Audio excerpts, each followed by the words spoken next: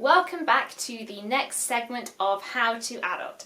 So I've been living on my own for about a week now, and I have picked up a couple of things in this week which I would like to share with you. This week is all about tips for living on your own. First thing, and this is probably the biggest part of being an adult, and that is budgeting. I want to do a whole video about budgeting and finance and ways that you can help save yourself some money, so I won't get too much into that, but it does revolve a lot around money. You literally can't do anything without it these days, so make sure you've got enough. Number 2, meal plans. Before living on your own, you probably don't have to plan your own meals and decide what you're going to have for dinner each day. When you do, you literally have to feed yourself every single day. So make sure you plan your meals and you know what you're going to have throughout the week so you can prepare and do the shopping, and then you're not ordering pizza every night and being really unhealthy. Number 3, make sure you read your rent agreement properly. That is a legal binding contract for what you can and can't do to your property, and also what your landlords can and can't do as well. Number 4, make sure you do a regular grocery shop. Living on your own, you're probably only having to fend for 1 or 2 people, so you don't want to do a really big grocery shop and then have loads of food go out of date. Do little ones, do them regularly, so that you can make sure that you've got everything that you need for your meals, which you have planned the week before, and you can also make sure that you're not wasting anything by buying too much that you're not going to use. Number 5, make to-do lists. This has been a very functional part of my life since I started my GCSEs probably, is to-do lists. Write down what you've got to do when you wake up in the morning, what you've got to do when you get 5 minutes on a lunch break or so, what you've got to do before the end of that day. Number 6 is to make shopping lists. Just make all kinds of lists, make lots and lots of lists. That's the sign of a fully functioning adult, right? Someone with lots of lists. But seriously, shopping lists so that you don't miss things that you need for your meal plans, so that you don't buy things you don't need, like 3 bags of popcorn that were on offer. Number 7 is to clean up after yourself. This is a really good one because no one likes waking up in the morning, going to the kitchen when you're still half asleep, having to fight your way through all the dirty dishes from last night to make yourself a cup of tea.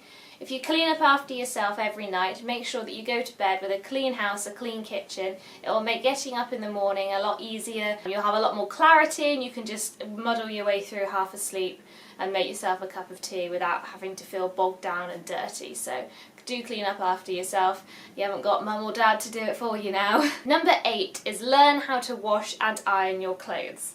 There are people who are raising families and I can't even figure out how to turn the blooming washing machine on. In my defence, there was a knack to closing the door. You need to be able, obviously, to wash your own clothes.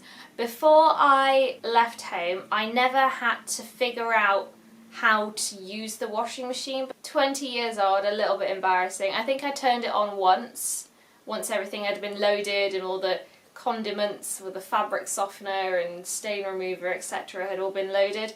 I didn't know where any of that goes. I had to physically be taught how to load a washing machine. But once you do, you can do all your clothes. And ironing. Keep on top of that stuff because you will not look good in scruffy work clothes, guys. Make an impression. Do your ironing. Number 9 is to keep on top of your bills. Obviously, you're going to have to pay your rent and your water and your gas and electric bills.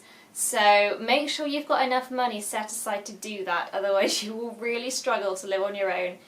AKA, you will get kicked out. Number 10 is to get enough sleep and take care of yourself as well. Through your teenage years, you may be used to staying up till 4 AM and then sleeping until midday the next day. You can't do that when you have to hold down a full-time job.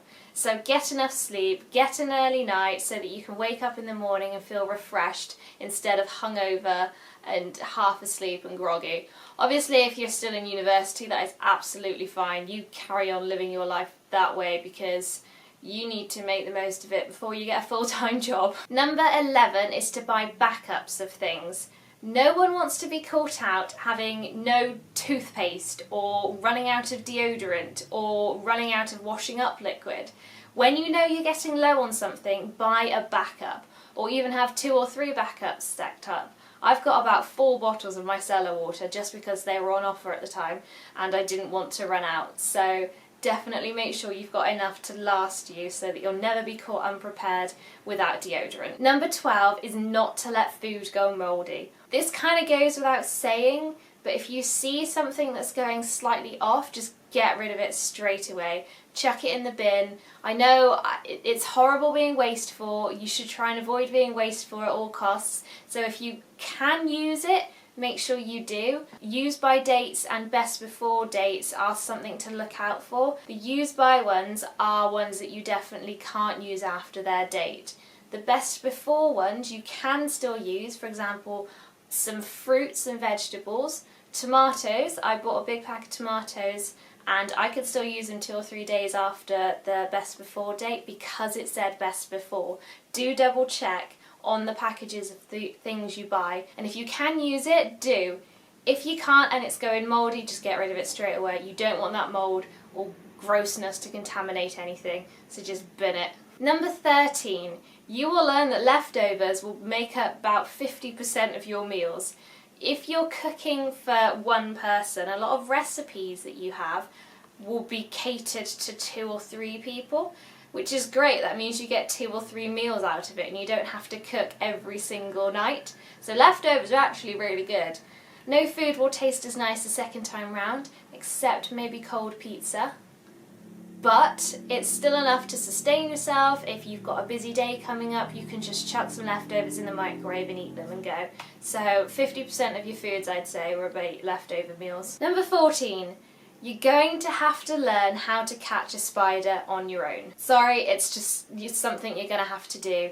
For me, this was quite a tough one. It took me half an hour to pluck up the courage to be able to catch one, and also an emotional support FaceTime call to my friend Meg while I was catching the spider and screaming down the phone to her. I did it though, and then after that I've caught 2 more since. So I hate spiders, but I don't want to kill them, so catching them in a glass, something you're just going to have to learn to deal with, I'm afraid. You don't have a brother or a dad there to catch them for you anymore. And number 15 is that you will quickly realise that you have the freedom to sit in your underwear eating apple slices and peanut butter while watching Lord of the Rings. And you will not give a damn. And that's one of the best things about living on your own. You can literally do what you want, to a degree. I mean, don't burn the place, obviously. I hope you enjoyed this week's video, guys, and also learned a thing or two as well. That would be great. If you did enjoy it, make sure to give it a thumbs up and subscribe if you are new. Or you could share this video with people who you think might need it. People who just need that little bit extra help in trying to adult. So that's pretty much everybody in the entire human race. No one is a fully functioning adult, let's be honest. I'll see you again next week. Bye, guys.